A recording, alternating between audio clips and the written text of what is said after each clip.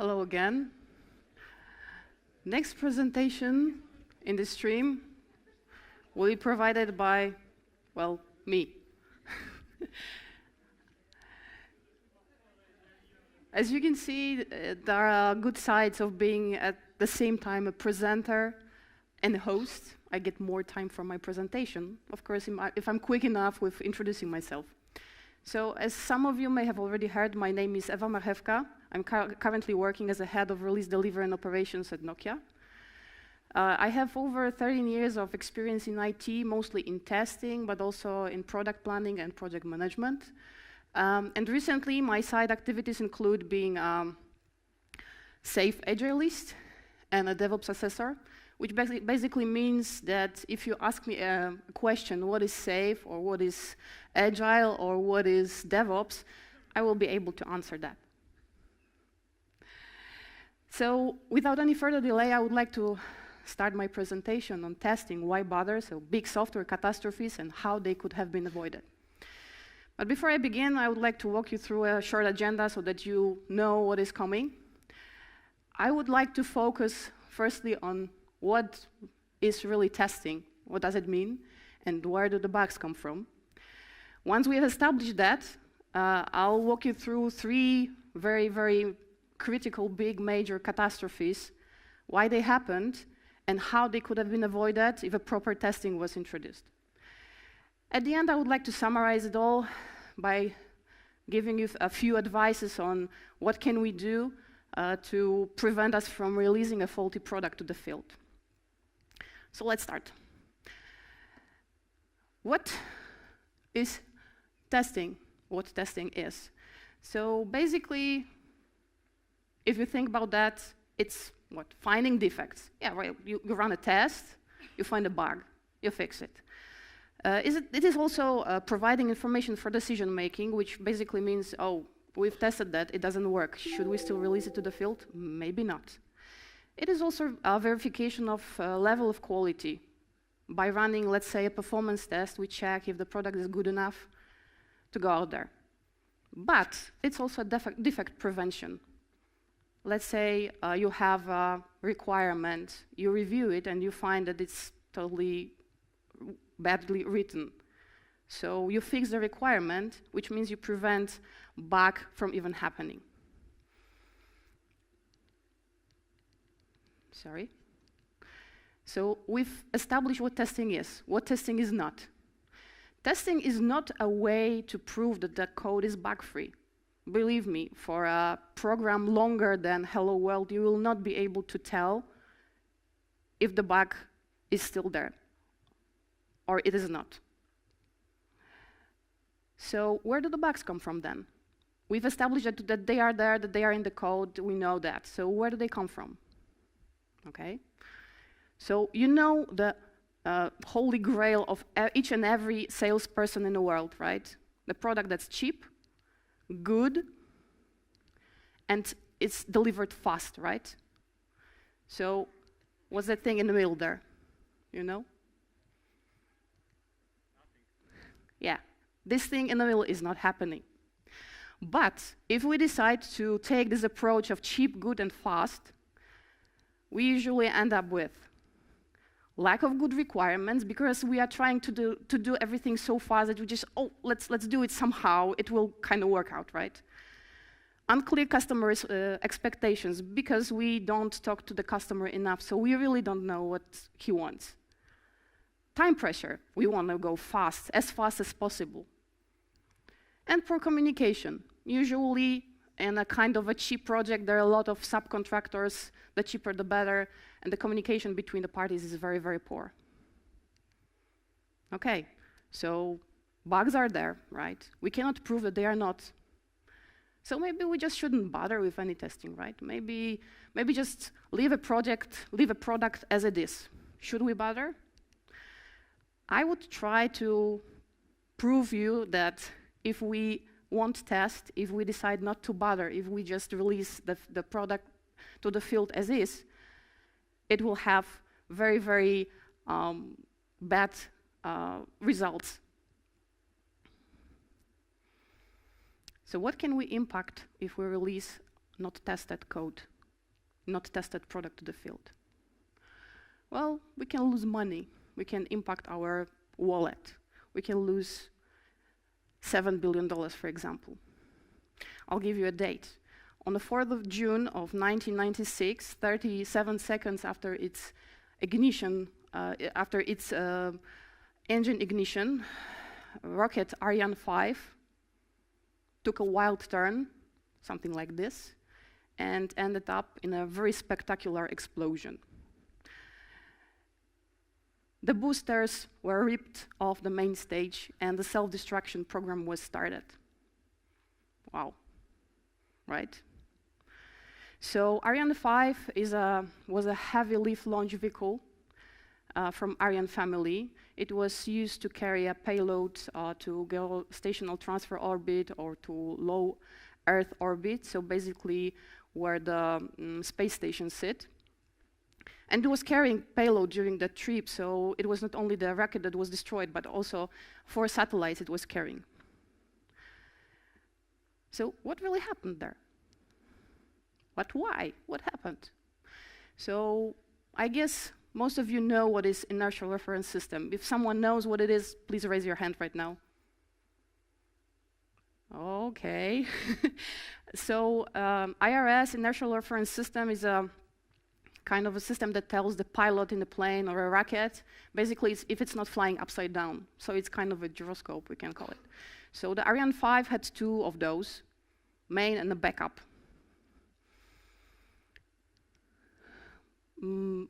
Unfortunately, the product of an inertial reference system called horizontal bias, this product should be represented by a 64-bit variable, float variable. And for some reason, the software of Ariane 5 tried to fit it into 16-bit integer. This caused operand error. IRS system rebooted itself and started sending diagnostic sequence. This diagnostic sequence, instead of BH, so horizontal bias data, was interpreted as a real data by the main computer, and course correction was sent to the rocket. And the booster's nozzles were said that the trajectory needs to be changed. And boom. So as you can see, simply trying to fit the float into int changed the course and caused the rocket destruction. So right now, what could have been done to avoid this? So the first thing, that no trajectory data as a functional requirement was used in never in the whole of Ariane 5 design. So no one ever knew what a trajectory would look like. No one has ever run a simulated dry run test of IRS. No one just took the IRS, no one tried to inject any kind of signals to it and see how it would react. It was really not tested at all. There was no full end-to-end system testing. So no one bothered to take the IRS and check it with the rest of the system during the so-called closed-loop simulation. In all closed-loop simulation of a flight, IRS system was replaced by a simulator. So no one really bothered to check the interfaces. So this is the first thing. We can lose a lot of money if we don't test properly, right? What else can we lose? What else can we impact? We can impact scientific research. We can delay exploring of Mars, let's say. So I'll give you another date, 23rd of September 1999. On the day after 9 months of journey, Mars Climate Orbiter, robotic space probe, tried to approach Mars, and it failed. It got disintegrated in the Mars atmosphere. It got destroyed. So Mars Climate Orbiter, it was, as I mentioned, a robotic space probe that was supposed to orbit around the Mars and serve as an interplanetary weather satellite and also as a communication relay for a Mars Polar Lander, which again was a robotic spacecraft that was supposed to land on the surface of Mars and study its soil and climate. Both of those, Mars Climate Orbiter and Mars Polar Lander, were a part of a Mars Surveyor 98 mission. Due to that, the mission failed. So what happened here? Remember, previously we had flow to int conversion, and what did we have here? So Mars Climate Orbiter Mars Surveyor program was a big one, so it couldn't be done by just simply NASA. They had to hire some kind of a subcontractors. So they hired them, and they gave them the task to do the ground software. The ground software was supposed to create a kind of a product that was sent later on to the probe, and the probe, based on that product, calculated other things to adjust the trajectory. Because the contractor was from Denver, he decided to use English metric units, pound seconds, while the remaining system was using SI metric units, Newton seconds. Although the requirement stated clearly that we should use this SI, for some reason it got missed, skipped. So the trajectory was missed by 4.4, by factor of 4.4, which is exactly the factor that is needed to convert pounds to newtons. Different metrics used, incorrect trajectory adjustments, destruction of a probe. And tests, well, the design reviews happened without key contributors, so basically they were useless. No one really cared to take a look on the metrics used or anything. As you can see, not all requirements were verified, even though the requirement about using SI metrics was there and it was clearly stated that it should be used. No one really bothered to do that. There was also no end-to-end testing of a ground software system, which is, let's say, kind of understandable taking into account the size of the whole thing, but at least at some level the interfaces should have been checked if they are handling with the same data, right? So we've mentioned we can lose money, we can delay scientific research. What else can we impact if we don't test properly? Some of you were there when Carolina mentioned that, but I hope not everyone. And I hope you didn't Google that prior to my presentation. So we can jeopardize someone's health and life. I think this is the biggest consequence of not testing the product properly. So Therac 25 was computer-controlled radiation therapy machine. It was basically designed to treat cancer.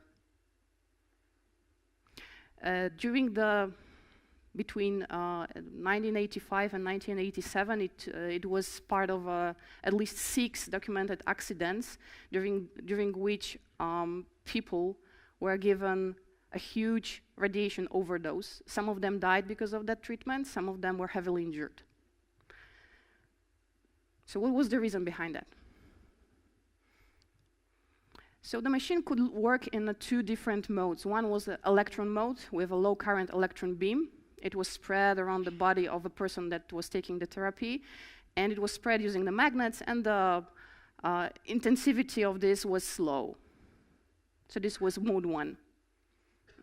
Higher, lower intensivity and higher surface. It was basically used to treat skin cancer, mostly.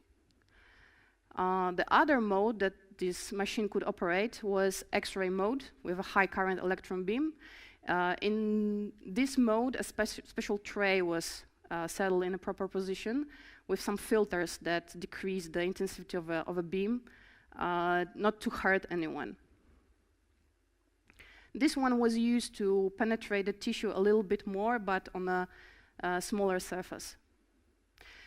In specific circumstances, when a specific race condition occurred, the machine could be stuck in a mode like that. So the beam was high, but the tray was not in place. So the human body received a huge amount of radiation. As I mentioned, this was caused by race condition. So if the operator was fast enough to enter the sequence of parameters in correct way, but very fast, and then it corrected itself, he got a malfunction number 45 that was never documented in the entire system. And when he decided to override it, this was the result. Race condition, incorrect level of radiation. And what test could have done to prevent that? So it seems that in that case, the whole software was written by just one guy, and he didn't peer review any of his code. He didn't do any unit testing. He basically had no idea about concurrent access. He never did any failure scenarios testing. So what would happen if we entered the commands in an incorrect way? He never did that. He never thought about that. He never thought it was needed. And the funny thing is that the end-to-end system was never tested prior to installing it at the hospital. No one tested the combination of hardware and software prior to really installing it in the field. So you can imagine how careless that kind of behavior is. So we've learned that we can jeopardize a lot by not testing. But what can we do? So maybe we should try to test everything somehow, right? Maybe we should go and do some exhaustive testing. So in theory, for some programs, it's possible until you are halted by a Turing halting problem. In practice, if you ask your boss, "Can I test everything on this program?" He'll reply, "Are you kidding? We don't have time for that, and it's not needed. With a certain amount of risk, we will be able to release the product." So where to stop? If we know that we cannot test everything, if we know that bugs will always be there, where to stop? So if you look at this curve, you see that at some point, more tests, adding more cost to the testing, will not improve the quality dramatically. It will improve it a little bit. So maybe you just draw a line at some point. You'll say that that amount of risk is acceptable. And you just try to give the best quality in a given moment of time. So you start with a test that has higher priority, those tests that have highest risk. Then you go to those who are nice to have, and you work like that. But if you want to go that route, it's a kind of good route for usual programs. But you need to remember one thing. Testing is context dependent. So if you are testing a mobile app, that's okay. You can just say that this amount of risk is acceptable and I can go with that. But if you are testing a machine that is used to a radiation therapy, or if you are using something that it's used to, let's say, saves people's lives, you might want to go a little bit higher with your testing. So testing is context dependent, please remember that. And some final advice based on all the use cases that I have told you about.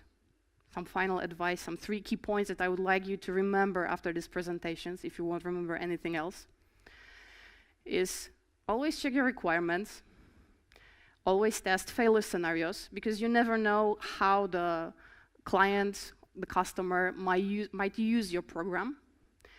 And please remember about end-to-end testing, because there is no way a simulator can replace a real hardware scenario.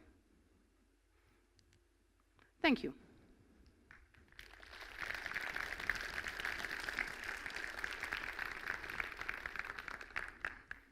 Now, some comments. What about testers' responsibility? Do you think Q&A should be legally responsible for software failures when it ends in fatalities? Oh my, this is a difficult question. So Legally responsible, that's a really hard word, right? Legally responsible. I don't think so. I wouldn't hold responsible the tester itself, because there is never a tester, just one tester to blame. There is always a chain. So we want to have a product fast. We want to have it cheap. So it's not always a tester who's saying, "Oh, I'm not going to test that. This is useless." There is always a manager who says, "Well, let's hurry up with that. We need to release it."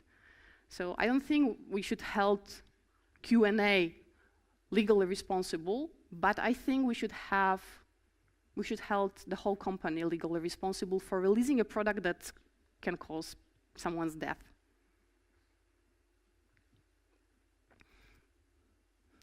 Have you ever seen a bug-free software? If yes, what was it? Yeah, Hello World. Basically, that kind of a thing can be bug-free. There is no such a thing as a bug-free software. You can never say that there is no bug in your code. You always miss kind of a race condition. You always miss some of the configuration parameters, input parameters that might cause a failure. You always miss a failure scenario that can just blow all your product up. So I have never seen a bug-free software. If anyone in the audience have seen one, except for Hello World, as I mentioned, please raise your hand. And I would really like to hear about that. Okay, I don't see anyone. Oh, there is someone? No, no. My eyesight is just so bad. Okay, what is the most expensive bug you have ever found? Unfortunately, for the most part of my life, I was in regression. So my task was to find, less to find defects, more to decrease the risk of providing a faulty software. So I was running regression testing, and finding a bug was really something to celebrate, because it didn't happen often. Could you recommend any good tools or frameworks for end-to-end testing? Yes, Moller, thank you. That was correct answer. So for more information on Moller, Grzegorz Latuszek is a good person, or those 4 guys sitting over there, so you can ask them. Yeah, Moller, definitely. What is your favorite software fiasco, and why? What is my favorite? Oh, there's a lot of them. Let me think. What was the funniest one? It's really hard to pick. But usually, the funny thing about all those software bugs that I have told you about, and others that appear, that there is just usually one single simple thing that's wrong, and that could have been easily found out, and it causes a huge disaster. So I would say, yeah, I think that Ariane 5, this is really popular, and this is really simple mistake, converting float to int. You could just, that's like basics. Okay. What info is needed to create tests which check all possible scenarios from all possible perspectives, which will help to avoid a catastrophe? There is no way you can create something like that. As I've mentioned, there is no way to perform exhaustive testing. Exhaustive testing in real life is not possible. You will never have enough time to check each and every possible scenario, each and every possible combination of outputs and inputs. So there's no way. But I would recommend starting from the beginning and engaging tests into requirement review. This is when we both can check if the requirements are correct, if they are testable. And at the same time, we learn the system, so we know how to test it. So I would start with that. Why bugs are called bugs? Oh, I think it was in the first computer that even existed, and it malfunctioned, and the reason of a bug was a bug that was found in the computer itself, a real bug, like a worm somewhere. And it caused the computer to malfunction, and since then, the bugs are called bugs. Is DevOps Assessor an official public term or Nokia internal? To be honest, I don't know. I think it was official, but you made me think. Maybe it's Nokia internal. Anyway, I'm fluent in DevOps. How often nowadays such kind of catastrophes occur in different software? There's like 20 every year. If you Google top 10 software failures of 2017, you'll find a lot. Maybe they're not as spectacular because we don't launch that much rockets every year, but there are a few. Why do you think test procedures get overlooked? Budget, time limitations, ignorance, everything. So no, to be honest, I think that the main reason is that test in a lot of companies is still seen as an overhead. So the development does their thing, and the product is ready, and we still need to go through those awful tests, right? So let's just get over with that. Do you think dynamic typing gives too much power to developer and can be dangerous? Why dynamic typing languages are becoming more popular? Sorry, I cannot answer to that questions. I don't know if the dynamic typing can give too much power to developer. No, I don't know. Sorry. Can neural networks help to test more cases? Probably yes.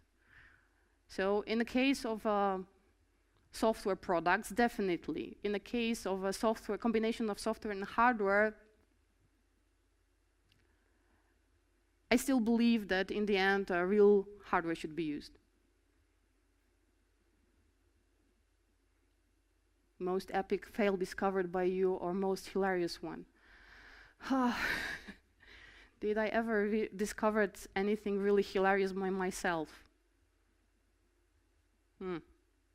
No, I was testing InnodeBees, so it was really boring. Oh, once I found a way to kill all InnodeBees with one SMS. There was a special string of numbers, and it could kill everything. But unfortunately, mobiles didn't support that.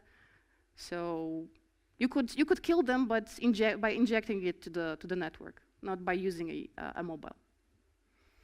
Do you know practices or policies to test software and hardware which could be painful, deathful in later oh, okay.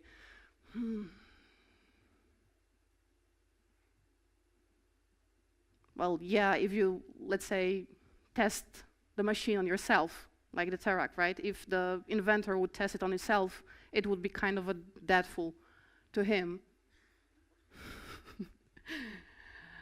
How would you describe, oh my God, why are you asking good kind of questions? Okay, so DevOps basically is, in 2 words, it is good cooperation between development and operations. So we have a quick customer feedback, and we are working according to that. So there is no silo between what a customer wants, what a team that talks to the customer wants, and what the development and test does. There's like a synergy. Everyone knows what everyone else is doing. That's DevOps, in my mind. Oh, cool. The last question. Okay, thank you very much.